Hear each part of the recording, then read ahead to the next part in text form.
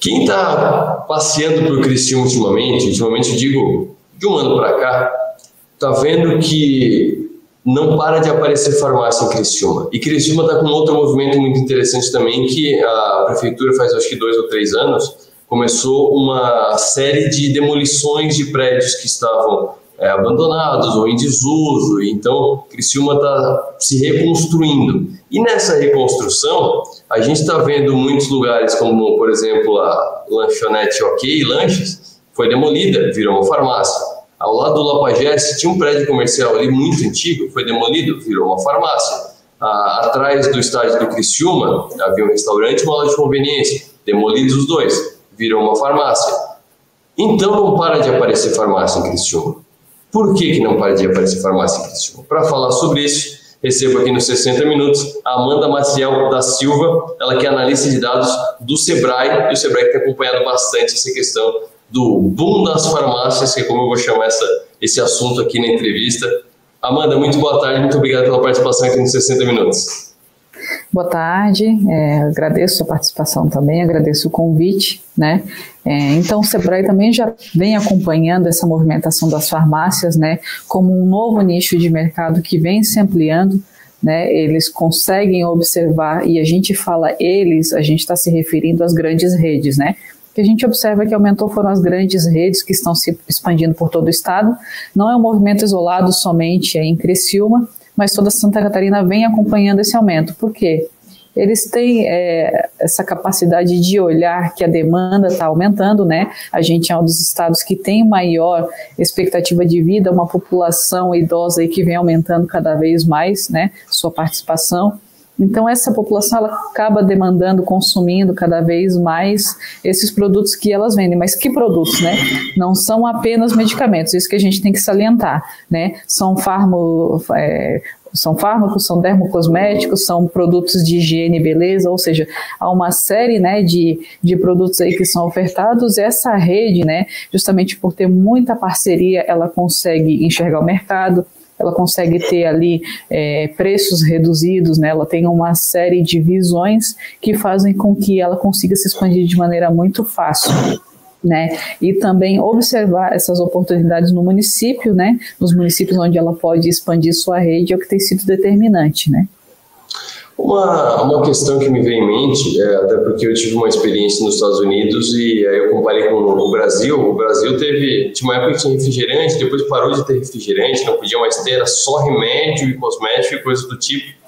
Enquanto quando eu passei pelos Estados Unidos eu comprei um moletom na farmácia. Então lá a farmácia é uma loja que vende qualquer coisa e remédio vendido no supermercado também é uma questão muito diferente. Houve alguma mudança recente que possa ter aumentado o mix de produtos das farmácias, que aumentaria a produtividade delas para abastecer esse boom que a gente está acompanhando? Bom, então essa possibilidade de vender inúmeras coisas, né, quando a pessoa vai à farmácia, hoje, conforme a gente falou, né, ela não compra só remédio, ela aproveita ali, ela pega uma água, né, ela já pega ali uma barrinha de cereal, já tem a questão toda de produtos de higiene e beleza, ou seja, a farmácia ela está se enxergando também como algo que ela consegue suprir na vida do consumidor, onde ela é uma one-stop shop, né? A gente chama assim, num único estabelecimento ela consegue suprir várias necessidades. Então, esse movimento que você observou ali nos Estados Unidos, ele tem se ampliado também para essa rede que ela, querendo ou não, ela tem uma visão mais futurista, né? Ou seja, ela não se esgota apenas na venda de medicamentos. Uma outra questão, está me ouvindo? Sim. Uma outra questão sobre me surpreendeu, vou ser bem sincero que me surpreendeu quando a gente foi pesquisar, inclusive teve uma matéria bem completa no 48 sobre isso, a gente foi pesquisar o motivo e é porque a população está ficando mais velha. Porque não é algo de uma hora para outra que acontece, a população já está ficando mais velha há muito tempo, já está velha essa notícia de que a população está ficando mais velha. E parece que foi um movimento muito rápido. Então eu queria saber se teve algum impacto da pandemia, se a pandemia acelerou esse processo ou se ia acontecer de qualquer maneira, mas deu uma coincidência, se eles estavam guardando dinheiro, as redes estavam guardando dinheiro para aparecer tudo de uma vez. Por quê? Onde é que foi o gatilho para estourar o boom das farmácias? Porque não foi algo escalonado, né? Não foi algo que devagarinho foi abrindo mais. A gente pegou números ali de que teve um ano que foi 6, teve outro que foi 4, outro que foi 20 e tantas. Então, é realmente um boom, né? Teve, na verdade, o impacto da pandemia, mas assim, a rede de farmácias, e quando a gente observa, não só Criciúma, tá? A gente observa todo o estado, ali tinha uma média de abertura de cerca de 100 estabelecimentos por ano, tá? Quando teve a pandemia, esse número chegou a 200, 250, ou seja, teve o boom ocasionado pela pandemia, mas já era um movimento assim de crescimento que vinha acontecendo desde 2010, né, desde que a gente levantou essas informações. Claro que a pandemia ela se intensificou, né, e a pandemia também mostrou aquela necessidade de você suprir ainda mais a comercialização de medicamentos, né? E um dos grandes diferenciais da rede de farmácias é que o preço ele é bem reduzido em comparação com a farmácia ali local, com a farmácia de bairro, porque justamente, às vezes ele não tem todo aquele poder de barganha, não tem tanta parceria, então, querendo ou não, a rede, ela tem uma influência muito maior sobre a sua demanda, né, sobre o seu público consumidor. Pois é, essa era uma outra pergunta que eu ia fazer. Então, a gente pode esperar um mercado que seja insustentável para as pequenas farmácias, porque não faz muito tempo a gente tinha a farmácia do bairro, as farmácias pelo menos eram redes locais, né? Tinha a farmácia tal, tinha uma aqui, uma no bairro Próspero no lado da cidade, no bairro Pinheirinho no outro lado da cidade, e hoje em dia começou a vir em São João, não tinha, está abrindo 3 agora, já chegou com 3. A Catarinense tinha, mas tinha uma ou duas. Agora está abrindo várias também. A Pague Menos chegou há pouco tempo e está abrindo cada vez mais. A Droga Raia chegou há pouco tempo e já está com várias também. A Panvel também, do Rio Grande do Sul. Não faz muito tempo que a gente não tinha essas redes aqui. A gente tinha a Catarinense, o SESI e era isso. Pode-se dizer que botar o fim em algum setor é complicado, porque eu mesmo, como da rádio, já vi o fim do rádio há muito tempo, mas dá para dizer que está insustentável para os pequenos negócios de farmácia, vai ser dominado mesmo pelas redes? As redes elas estão com um poder muito grande, porque assim, quando elas começaram, elas tinham uma grande concentração nos centros, né? E querendo ou não, tinha ali o espaço pro pequeno, que ele ficava mais naquela região de bairro, atendendo aquele público ali que, às vezes, o deslocamento era a grande preocupação, né? E era também o grande argumento para que ele se mantivesse. Querendo ou não, né, os preços são muito competitivos e fica até difícil para o pequeno se manter, né, de forma sustentável ali frente às grandes redes, mas nunca é um pensamento, né, podemos dizer assim, negativo, de modo que esse pequeno ele pode continuar ali se aliando à rede, né, às vezes transformando ali a sua logo ali, fazendo uma parceria e ampliando essa questão, ajudando, né, ele tem que entrar nessa questão da rede e fazer com que elas vejam também oportunidades de atender aquele público que ele já atendia anteriormente. Então, assim, de forma nenhuma é um fechamento de portas, né? Eles têm que começar a entender como oportunidades. E a gente está, pelo que o Sebrae está acompanhando, a gente está em que ponto disso? A gente está no topo da velocidade, do ritmo de abertura, ou ainda tem muito a ser aberto, às vezes ainda tem muita expansão a ser feita, ainda tem muitas unidades no planejamento para abrir, até onde que vai esse negócio de a cada mês parece que tem uma farmácia nova na tua frente? Na verdade, assim, Criciúma hoje é o segundo município com mais farmácias abertas ali, só considerando o ano de 2022, tá? Então, diante da quantidade de farmácias que foram abertas ali, a gente viu que foram 26, né? Posicionou o município como o segundo colocado em todo o estado, atrás apenas de Florianópolis, que devido ao fato de ser capital, né, e toda a sua extensão, querendo ou não, acaba concentrando, né, de forma meio que natural. Mas o município de Criciúma, ele disparou tanto que ele ocupou o segundo lugar. Né? A gente entende, né, que sempre tem novas oportunidades de expansão, principalmente no estado, né, e também do estado em comparação às outras unidades da federação. Santa Catarina, por exemplo, é o 10º estado em termos de número de farmácia, né, perdendo ali para São Paulo, Minas, Rio de Janeiro, que são grandes centros, mas a gente entende que tem muitas oportunidades de crescer ainda, mas esse crescimento ele também tem que ser mais regionalizado, né? ele tem que se descentralizar. A gente entende que tem sempre ali uma vontade de entrar nos grandes centros, nos grandes núcleos, né, porque onde gira a maior parte da economia, mas a gente tem que atentar também que a maior parte da população idosa está na região interiorana, né? Então a gente tem que apontar sempre, a gente está sempre analisando e apontando que a expansão dos mercados ela tem que olhar para o interior também. Uma outra questão, quando se vê grandes redes tomando conta de um mercado, se pensa muito no oligopólio ou no monopólio. Não dá para se aplicar muito isso no setor de farmácias, porque são muitas redes, né? E elas parece que estava tudo ligado na mesma cordinha e o pavio ao mesmo, eles começaram a expandir ao mesmo tempo, né?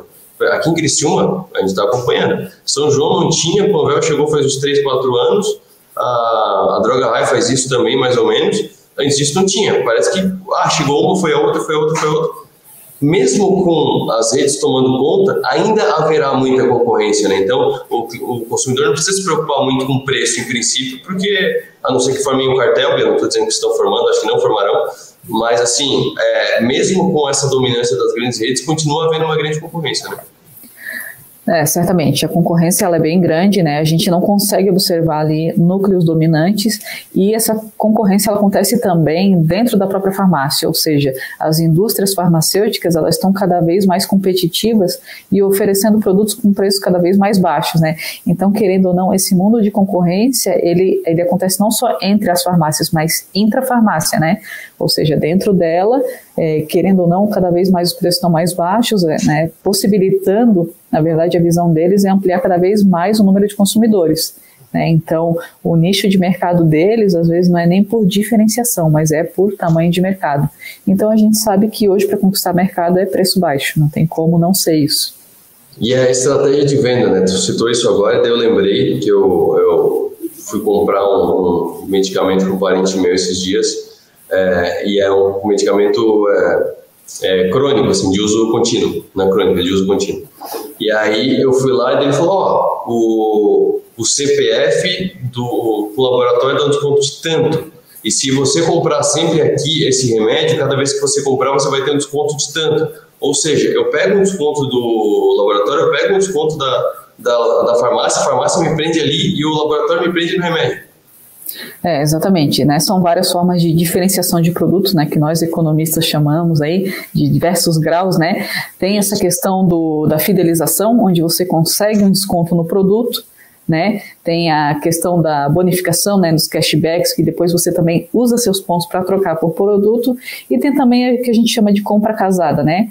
A compra casada é quando a farmácia te oferece um kit ali, onde vem creme dental, mais flúor, mais, ou seja, às vezes você vai com a intenção de comprar um único produto, mas aquele valor residual para você trazer mais outras unidades acaba compensando, né? E acaba instigando também no consumidor aquela vontade de, não, eu preciso ter porque está valendo a pena. Por mais que agora não esteja precisando, mas está valendo a pena.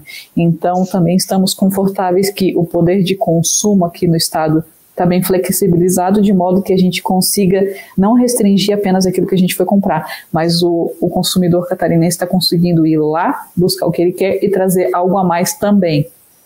Essa estratégia, essa inteligência comercial, porque é uma inteligência, né? É todo um cruzamento de informações que eles fazem para fazer essas ofertas. É algo que é recente também, né? E é recente, é um case muito bom para qualquer negócio, né? Inteligência comercial, né? E vamos falar em particular os dados, né? Dados de consumo, eles têm sido cada vez mais utilizados até para traçar estratégias de onde a farmácia vai colocar determinado produto, né? E justamente com isso, quando a gente faz esse cadastro de cashback, de retorno de pontos, ali a farmácia consegue entender todo o perfil de cada consumidor, o que ele está levando, em que determinada época que ele está comprando aquilo, o que ele compra combinado com aquilo, e assim ela consegue traçar estratégias inteligentes para poder oferecer aquilo que determinada região está comprando, né? Então, não só entender o consumidor por faixa etária, mas por bairro, né, por determinado município, o que determinada rede de farmácia consegue mais vender ali. Então, quando essa grande rede vem, ela já consegue também apontar que tipo de produtos que determinada farmácia local em cada bairro vai conseguir oferecer de melhor. Maravilha. Amanda, muito obrigado pelas informações, pela participação aqui nos 60 Minutos e uma boa tarde, bom trabalho. Obrigada, eu que agradeço. O Sebrae está à disposição. Esse mais uma entrevista especial, e a gente tratou disso especialmente no 48, mas eu esqueci de trazer aqui para a Som Maior também. Esse boom de farmácias. Então, você que passei por Criciúma, principalmente, ela citou, né, a segunda do estado que mais teve abertura de farmácia em 2022, é um movimento do mercado, porque a população está ficando mais velha. Houve também o fator da pandemia, mas aqui especial em Criciúma também. Está acontecendo no Brasil inteiro, mas sim, estamos vendo muitas farmácias aparecendo, porque fomos privilegiados por isso. Viram uma grande oportunidade de mercado aqui em Criciúma. Por isso que a gente está vendo, está bem explicado agora, foi explicado pela Amanda Maciel da Silva aqui no 60 Minutos, está bem explicado no 48 também na matéria da Georgia Gava. Então, segue o jogo em Criciúma de a gente tentar adivinhar qual que é a farmácia que vai abrir só pelo desenho da casinha. Até mais.